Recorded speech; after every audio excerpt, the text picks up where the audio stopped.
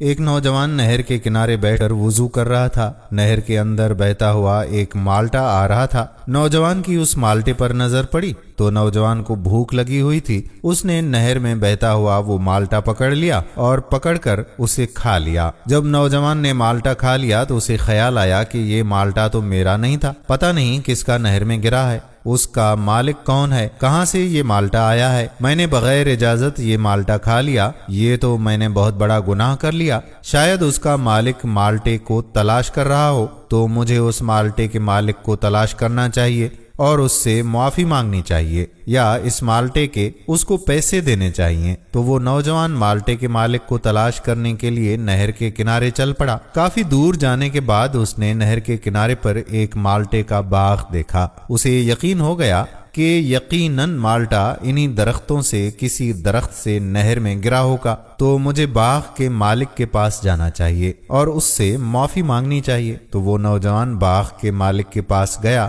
جا کر سلام کیا، کہنے لگا کہ کیا آپ اس باغ کے مالک ہو؟ تو اس نے کہا کہ یہ میرا ہی باغ ہے۔ نوجوان نے اس بوڑھے آدمی کو سارا واقعہ سنایا کہ اس طرح پانی کے اندر مالٹا بہتا ہوا آ رہا تھا، مجھے بھوک لگی تھی، میں نے پکڑ کر کھا لیا، بعد میں احساس ہوا کہ میں نے اس مالٹے کے مالک سے تو اجازت ہی نہیں لی، بغیر اجازت کے کھا لیا، تو میں آپ سے معافی مانگنے کے لیے ادھر آیا ہوں۔ آپ مجھے معاف کر دو یا پیسے بتا دو کہ کتنے کا ایک مالٹا ہے، میں آپ کو پیسے دے دیتا ہوں۔ تو باغ کے مالک نے بڑے غور سے نوجوان کو دیکھا کہ آج کل لوگ اتنی بڑی بڑی چوریاں کرتے ہیں اور ظاہر نہیں ہوتے، اور اس نے ایک مالٹا کھا لیا اور معافی مانگنے کے لیے چلا آیا ہے، یہ تو کوئی گوہر نایاب ہے۔ باغ کے مالک نے کہا کہ نہیں بھائی، ایسے میں نے معافی نہیں دینی اور نہ ہی مجھے پیسے چاہیے، تو نے گناہ کیا ہے، تجھے اس کی سزا بھی ملے گی، تجھے 2 کام کرنے ہوں گے پھر معافی دوں گا۔ پہلا کام 12 سال میرے باغ میں کام کرنا پڑے گا، اور دوسرا کام یہ کہ میری ایک بیٹی ہے جو اندھی ہے،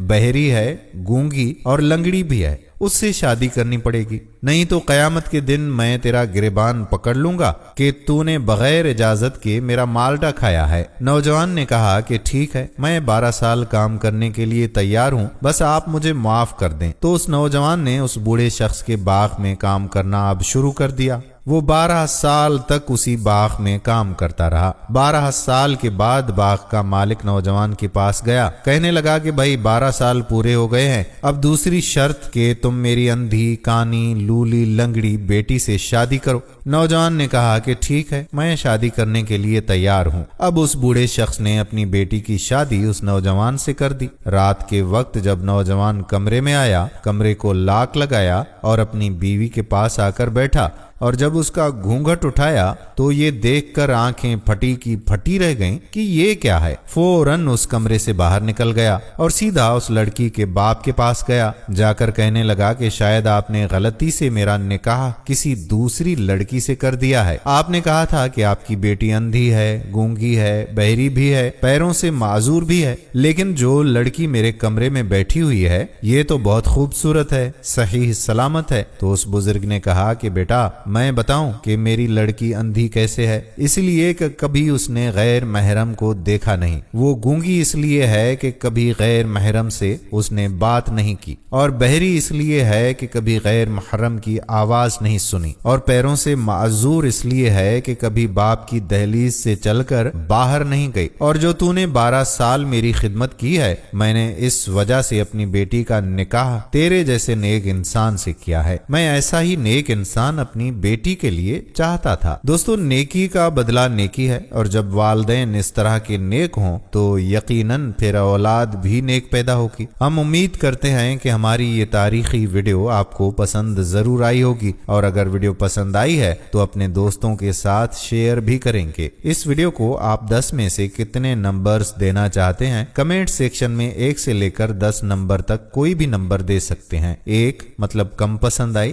10 مطلب بہت ہی پسند آئی۔ اب آنے والی ویڈیو تک آپ کا اپنا میزبان قادر بخش کلہوڑو اجازت چاہتا ہے۔ فی امان اللہ۔